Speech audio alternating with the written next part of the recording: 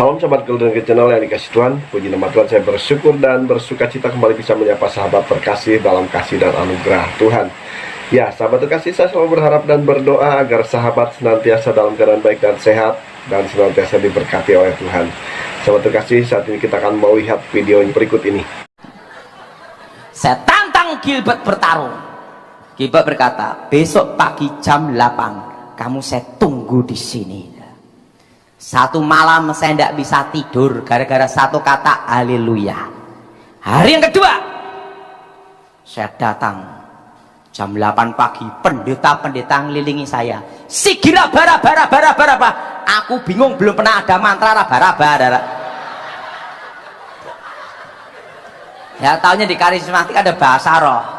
Saya fokus pertarungan, saya pukul Gilbert mental, saya ngomong, stop, benteng pertahanan saya tameng besi kuning hancur karena seluruh tubuhnya disusuk emas dan jarum tembaga, kebal, hancur, pasir emas dan pasir tembaga. Saya ngomong Gilbert, stop, besok terusin lagi. Gilbert ngomong, jam 8 besok saya tunggu di sini. 2 malam saya susah tidur. Pertama haleluya, kedua raba-raba. Nah, hari yang ketiga pendeta langsung kepung saya. Saya fokus pertarungan. Wah, tendang, pukul berat. Wah, pendetanya banyak gini. Dalam nama Yesus lari, darah. Sembunyi, darah. Waktu itu Gilbert tutup mata. Haleluya, buka mata. Tinggal saya dan dia. Yang lain lari, darah. Demi nama Yesus, gini lari.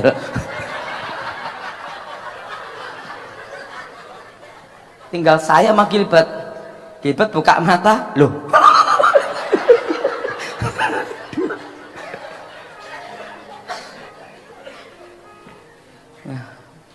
Saya ngomong sama Gilbert, ini ilmu terakhir saya. Kalau aku kalah, aku berguru sama kamu. Tapi kalau aku menang, kamu mati. Gilbert berkata, silahkan. Saya baca mantra terakhir Pamengkang Jagat. Itu tahun 92. Saya baca mantra, saya buka mata. Waktu saya mau pukul Gilbert, saya lihat tubuhnya Gilbert keluar cahaya terang. Pendeta yang takut lari juga keluar cahaya terang juga, adalah. Jadi sebenarnya Tuhan melindungi mereka, tapi mentalnya takut. Jadi yang lari pun ada cahaya terang. Saya baca mantra, saya buka mata. Waktu pukul Gilbert, saya masih ingat itu. Pukulan terbang itu. Waktu itu cahaya terang itu jengkal gini, mental. Saya kalah dan terpental 10-12 meter. Saya kalah, hilang ingatan, gila 1 tahun. Saya didoain pendeta-pendeta, bukan tambah sembuh, tambah gila. Dan tepat usia 19 tahun, ada cahaya terang datang, shok, masuk kepala saya sembuh seketika. Dan terdengar suara, akulah Alfa, akulah Omega, akulah yang awal, akulah yang akhir, akulah aku, akulah Yahweh. Langsung saya ketemu Tuhan Yesus sendiri. Tahun 93, saya tidak bisa lihat wajahnya, hanya jubahnya. Akulah kebangkitan dan hidup. Kami terjun di pelayanan, saya merintis di rumah ini ya, saya merintis pekerjaan Tuhan di sini. Nah, singkat cerita, ini mulai masuk ke kesaksian saya. Jadi satu pengalaman yang luar biasa, kurang lebih mungkin 10 tahun lalu ya. Jadi tetangga saya itu Pak RT. Pak RT itu yang cukup dihormati, beliau juga yang mengizinkan saya merintis di Wonogiri. Dia ada rumah kosong, saya ngontrak di sini, saya merintis pekerjaan Tuhan di sini. Tetangga memang ada tekanan yang luar biasa, tapi orang ini mendukung saya gitu untuk bisa membuka perintisan di tempat ini. Nah, satu ketika, ini menarik sekali, satu ketika dia bersama keluarganya pergi layat karena ada keluarga yang meninggal, teman-teman. Nah, ketika pulang sampai di depan kantor, di samping kantor DPRD Wonogiri, ada kecelakaan yang luar biasa. Ya, dia nabrak trotoar dan rupanya beliau mati seketika di lokasi. Saudaranya itu adalah Koma, kepala desa ya, kepala desa di pintu gerbang Wonogiri yang ada ularnya tadi itu loh. Sehari kemudian juga meninggal begitu. Jadi pengalaman yang beruntun ya. Lalu 1 tahun kemudian anaknya itu, jadi Pak RT kami itu ada 2 anaknya, 1 meninggal kecelakaan. Nah kami berusaha masuk karena saya prihatin sekali ya, kasihan. Satu waktu keluarga ini ngumpul untuk bicara-bicara ya, namanya kumpul keluarga begitu. Ternyata waktu mereka kumpul semua hanya ada 1 anak laki-laki, semuanya janda. Jadi 6 orang itu meninggal dalam satu keluarga besar itu. Lalu saya ini, hambatan saya ini di rumahnya ada di samping saya persis. Saya sama istri berusaha masuk untuk mendoakan mereka, berbelasungkawa begitu ya. Saya masih ingat ketika beliau meninggal, saya buat ucapan selamat berduka. Itu bunga saya itu dibuang teman-teman sama masyarakat. Dan tidak apa-apa, saya tetap bersuka cita saja karena saya ingat jasa beliau untuk saya merintis pekerjaan Tuhan di Wonogiri ini. Ya, akhirnya teman-teman mereka saya bilang begini, boleh enggak kumpulkan keluarga? Saya tahu pasti ada ikatan yang mengikat keluarga ini sehingga laki-lakinya pada meninggal semua. Jadi mereka dalam keadaan ketakutan, keputusasaan. Karena kecelakaan itu beruntun. Lalu akhirnya mereka sepakat cari waktu yang tepat. Saya dipanggil ke Selogiri itu. Selogiri itu ada Sendang Ijo tempatnya, ada perumahan di sana. Oh, kakeknya kan tinggal di rumah kami itu, dia masih hidup. Jadi singkat cerita saya dipanggil ke sana, ngumpul keluarga di sana, lalu kakeknya juga dipanggil ke sana. Jadi kakeknya itu masih hidup, Mbah Buyut ya. Kalau orang Jawa bilang Mbah Buyut. Kakeknya itu masih hidup tapi dia sudah pikun. Dia sudah pikun, tidak bisa ngomong. Nah, semua keluarga, ibu-ibu semua kan ngumpul di situ. Ada ponakan yang kecil tuh, atau cucunya, cicitnya ya, cicitnya ada di situ.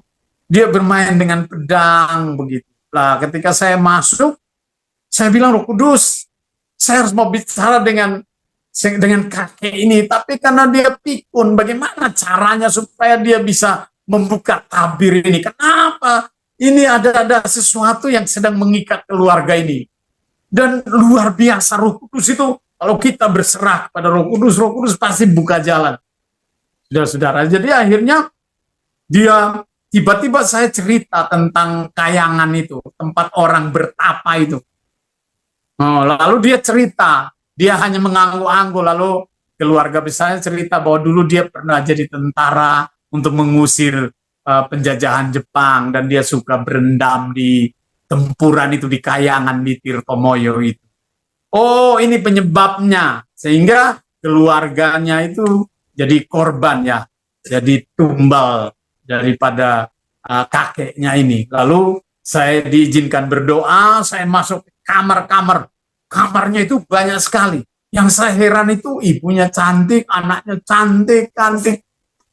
Tapi mereka tidur di tanah itu. Mereka tidurnya di tanah.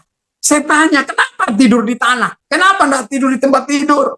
Saya masuk ke kamar tempat tidur mereka itu, kayaknya berantakan, bau busuk, bau pengap. Saya seperti ada urapan di dalam roh saya itu menyala-nyala. Kenapa sampai kalian terikat dengan kuasa gelap? Dan saya masuk di tempat penyembahan, kamarnya yang Bapak kepala desa yang meninggal itu, tiba-tiba seperti ada serangan itu, seperti singa. Saya lihat singa dan ular itu nyerang saya, jadi saya hampir jatuh. saya hampir jatuh di situ. Lalu saya dengan sisa-sisa kekuatan saya berdiri, saya panggil istri saya, kami berdoa di situ. Ketika saya duduk bersila, tiba-tiba adiknya Pak Kepala Desa ini ya, dari Jawa Timur namanya, saya lupa namanya waktu itu, dia tidak sebutkan namanya ya. Dia dari Jawa Timur, ternyata dia dari Sidoarjo, seorang paranormal yang disegani di sana, teman-teman. Jadi disegani di sana dan dia punya kris pusaka. Ternyata kris pusaka itu dia dapatkan dari saudaranya yang meninggal di Wonogiri. Kris pusakanya itu. Dan berulang kali kris ini dibawa ke Jawa Timur. Kalau orang mau naik pangkat, naik jabatan, pemimpin-pemimpin di Jawa Timur, di Bali, di Indonesia, yang mau dapat ilmu, yang mau dapat kekebalan, mau naik pangkat, mereka datang ke sana. Dan dia sering berdoa pakai kris pusaka ini. Dan apa yang terjadi? Ibunya enggak mau. Ibunya Pak RT yang sudah meninggal itu dia bilang begini, oh kris ini kan kamu sering bawa ke Jawa Timur dan kembali berulang kali jadi ular masuk ke sarung itu lagi. Sudah berapa kali kamu bawa ke Jawa Timur tapi kembali lagi. Nah ini langsung di proses saya berkata, ini penyebabnya terjadi kematian di rumah ini. Jadi waktu saya ngomong begitu teman-teman, apa yang terjadi? Bapak ini dia duduk bersila, jarak dengan saya mungkin kurang lebih 1 meter. Dia rupanya dia ngidung, teman-teman. Dia ngidung, dia nyerang saya, dia santet saya dari jarak dekat. Dia bilang begini, kenapa kau mengkristenkan keluarga saya? Saya bilang, oh enggak, saya tidak mengkristenkan. Tanya sama ibu-ibu di sini, keluarga di sini. Mereka yang undang saya ke sini. Jadinya ibunya menengahi dan berkata, izinkan Pak Pendeta berdoa. Kalau tidak terjadi kematian terus di rumah ini. Dan apa yang terjadi? Dia serang saya seketika itu, teman-teman. Saya lumpuh. Jadi separuh badan saya ini lumpuh. Saya rasa, wah, ini tidak ada tenaga kok saya lumpuh. Waduh. Saya dengan kuasa yang dari surga itu ya. Saya ingat bagaimana kekuatan dari Roh Kudus itu mencengkram hati saya, mencengkram istri saya. Saya bilang begini, Bapak nyerang saya dengan keris pusaka yang jadi ular depanmu itu. Saya punya Kristus. Saya bilang begitu. Saya punya Kristus. Saya punya yang lebih hebat dari kamu. Lalu saya bacakan Mazmur 91. Coba Pak Franky dibacakan ayat ini karena ayat ini luar biasa. Mazmur ya. Ya. Coba Bisa. kita baca. Orang yang duduk dalam lindungan yang maha tinggi dan bermalam dalam naungan yang maha kuasa akan berkata kepada Tuhan, tempat perlindunganku dan kubu pertahananku, Allahku yang kupercayai. Terus, next. Dialah yang akan melepaskan engkau dari jerat penangkap burung, dari penyakit sampar yang busuk. Dengan kepaknya ia akan menudungi engkau, di bawah sayapnya engkau akan berlindung, kesetiaannya adalah perisai dan pagar tembok. Engkau tak usah takut terhadap kedahsyatan malam, terhadap panah yang terbang di waktu siang, terhadap penyakit sampar yang berjalan di dalam gelap, terhadap penyakit menular yang mengamuk di waktu petang. Walau 1000 orang rebah di sisimu dan 10.000 di sebelah kananmu, tetapi itu tidak akan menimpamu. Engkau hanya menontonnya dengan matamu sendiri dan melihat pembalasan terhadap orang-orang fasik. Sebab Tuhan ialah tempat perlindunganmu yang maha tinggi. Telah kau buat tempat perteduhanmu. Malapetaka tidak akan menimpa kamu. Dan tulah tidak akan mendekat kepada kemahmu. Sebab malaikat-malaikatnya akan diperintahkannya kepadamu untuk menjaga engkau di segala jalanmu. Mereka akan menatang engkau di atas tangannya, supaya kakimu jangan terangkut kepada batu. Singa dan ular tedung akan kau langkahi. Engkau akan menginjak anak singa dan ular naga. Sungguh hatinya melekat kepadaku, maka aku akan meluputkannya. Aku akan membentenginya, sebab ia mengenal namaku.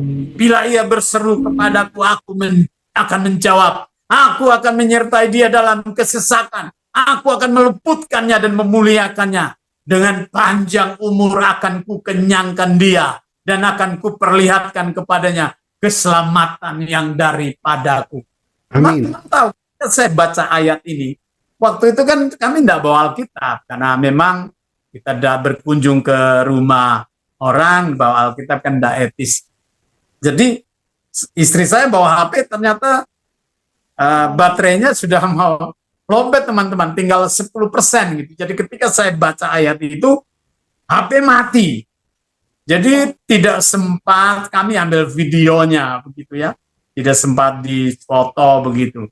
Dan itu luar biasa sekali. Seketika beliau itu jatuh, yang tadi ngidung itu nyerang saya itu, saya tiba-tiba sudah pulih kembali, saya sudah punya kekuatan yang luar biasa dari Tuhan. Saya dirikan, saya dudukan lagi, dia rebah, dudukan lagi, dia jatuh berulang-ulang seperti ular itu.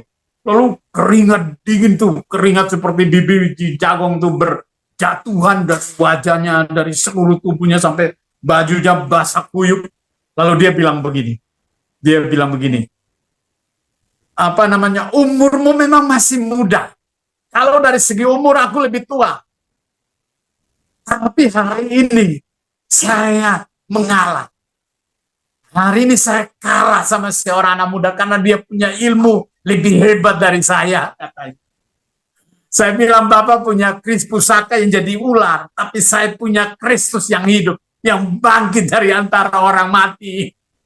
Wah, luar biasa. Akhirnya dia bilang begini, doakan saya. Lalu saya peluk, saya rangkul, saya minta belas kasihan Tuhan. Saya lihat dia menangis. Tapi ujung-ujungnya apa teman-teman? Dia minta kerisnya, setannya diusir. Kerisnya dia bawa ke Jawa Timur. Tapi Ibu RT ini enggak mau, Ibu Lurah itu enggak mau. Dia bilang begini, kamu sudah ambil ulang-ulang bawa ke Jawa Timur, tapi kembali lagi jadi ular. Karena memang sarangnya ada di Wonogiri. Jadi hari ini udah cukup, kamu enggak usah bawa ke Jawa Timur lagi. Keris ini saya serahkan ke Pak Pendeta. Ini milik Pak Pendeta. Mau diapain terserah. Lalu apa yang terjadi teman-teman? Saya biasanya, kan kami sering mengadakan pelepasan di Wonogiri nih. Berulang kali ada paranormal yang kita lepaskan dari ikatan kuasa gelap ya. Kalau di Wonogiri ada yang paling terkenal itu namanya, dia punya tempatnya itu namanya ular kobra itu. Kita doa, kita lepaskan, kita bakar keris-keris pusaka dan berbagai penyembahan berhalanya itu berkarung-karung. Biasanya saya bakar. Tapi waktu itu Roh Kudus bicara di hati saya, jangan dibakar nak, jangan dibakar. Saya bertanya lagi sama Tuhan, apa maunya Tuhan? Biasanya dibakar, biar disaksikan orang begitu. Tapi Tuhan bilang jangan dibakar nak. Lalu tiba-tiba di hati saya berkata gini, oh buang ke laut, buang ke sungai, buang ke sungai. Akhirnya kami izin sama masyarakat, keluarga di tempat itu. Nah, dekat dari rumah itu kurang lebih 2-3 kilo ya, di pintu gerbang itu. Nah, waktu itu sampai di pintu gerbang, oh ternyata Roh Kudus bicara buang ke sungai itu karena ada ular naga di pintu gerbang. Nah, waktu itu istri saya ada di mobil. Jadi mereka mutar agak jauh, kurang lebih ya 200-300 meter. Saya turun sendirian di pintu gerbang itu. Seperti di hati saya itu ada roh ketakutan yang luar biasa. Karena kerisnya itu bisa jadi ular seketika. Wah, saya doa, saya nyanyi, saya loncat-loncat, saya katakan, Tuhan Yesus pemenang, Tuhan Yesus tempat perteduhan, dia batu karang tempat perlindungan. Lalu ular kerisnya jadi ular teman-teman ya. Saya buang ke sungai itu saya urapi minyak dulu, saya buang ke sungai. Saudara tahu sungai itu adalah Sungai Bengawan Solo, sumbernya dari Waduk Gajah Mungkur ya. Jadi kami ada di Wonogiri itu agak di selatan ya.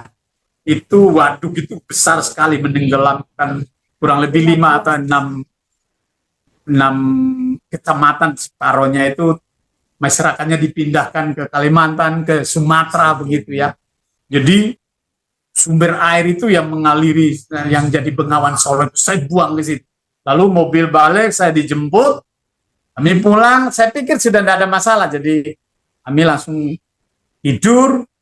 Teman-teman tahu sekitar jam 2 atau sekitar jam 2 pagi itu, saya dengar di telinga saya itu ada seperti bunyi hewan yang mengerang, yang teriak-teriak kayak menyerang rumah kami. Jadi saya dengar itu, waduh, tidak bisa tidur sama sekali. Bangunkan istri, kami berdoa, diurapi minyak. Saya bilang udah diserahkan sama Tuhan, kita doa, serahkan sama Tuhan saja. Pasti Tuhan jaga, lindungi kita. Teman-teman tahu ketika jam 4 biasanya kebiasaan kami sekeluarga bangun pagi jam 4, kita baca Alkitab, kita berdoa, menyembah Tuhan. Apa yang terjadi?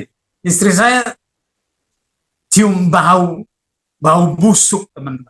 Bau busuk karena jam 4 pagi ya, jadi masih gelap. Saya bilang udah kita doa dulu, ya baca Alkitab dulu, kita tetap baca Mazmur 91 itu.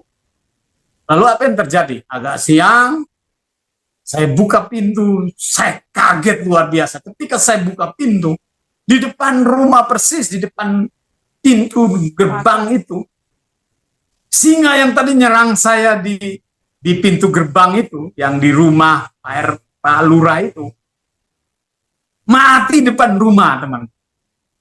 Jadi wajahnya singa tapi badannya kayak kucing, agak tinggi. Jadi saya sempat ukur tingginya itu lutut saya ini, hampir sampai di paha saya ini. Besar. Giginya sudah rontok, matanya 2 itu sudah copot, teman-teman. Biasanya kalau binatang mati kan tidak mungkin langsung berbau busuk begitu. Jadi saya menangkap ternyata paranormal ini pasti nyerang kami dari jauh, karena dia tidak puas begitu ya. Jadi hanya saya kubur depan rumah, tetangga saya ini firasat, karena memang Pak RT kami itu kan rumahnya di samping saya persis ya. Lalu dia anak-anaknya kebetulan ada keluarganya di situ yang baru berduka ya. Jadi mereka kirim orang ke rumah, lalu mereka kubur yang bagus di depan rumah saya itu. Jadi saya ingat terus peristiwa itu karena kuburnya di depan rumah persis, di sampingnya sedikit begitu ya. Itu luar biasa Tuhan itu. Tuhan menjagai, membentengi kita, melindungi kita. Saya menyaksikan betul bagaimana Tuhan yang dahsyat itu menyertai pelayanan kami di kota ini. Ya, saudara sekalian, video-video tadi yang menunjukkan bahwa pembelaan Tuhan itu nyata bagi orang-orang percaya, bagi orang-orang yang sungguh-sungguh mengasihi Tuhan, saudara Tuhan ya. Karena Tuhan senantiasa berpihak kepada orang-orang percaya ya. Jikalau Allah di pihak kita, siapakah lawan kita? Tidak ada, saudara kasih Tuhan ya. Saudara kasih Tuhan, demikian pembahasan yang bisa saya sampaikan, kiranya menjadi berkat bagi sahabat terkasih. Jikalau sahabat diberkati, tinggalkan komentar di kolom komentar, berikan masukan dan juga saran dari kiranya channel ini boleh semakin berkembang dan nama Tuhan dipermuliakan. Terima kasih sahabat, Tuhan Yesus memberkati kita sekalian. Haleluya. Amin.